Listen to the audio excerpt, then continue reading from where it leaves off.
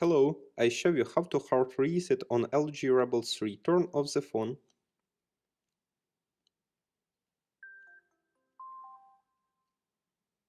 Next, press and hold the power button and volume down key for a few seconds.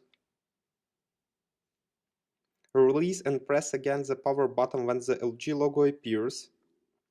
Use volume key and power key to select yes and yes.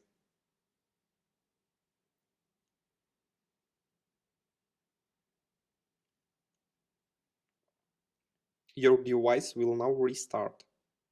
Successfully, the hard reset is completed now. Subscribe to our YouTube channel and rate the video.